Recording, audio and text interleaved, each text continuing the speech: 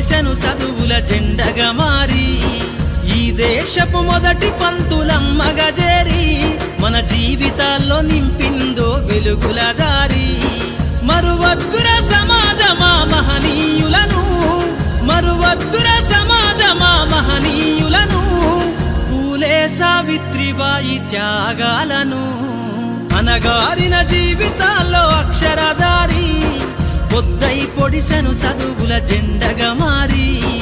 ఈ దేశపు మొదటి పంతులమ్మగా చేరి మన జీవితాల్లో నింపిందో వెలుగుల దారి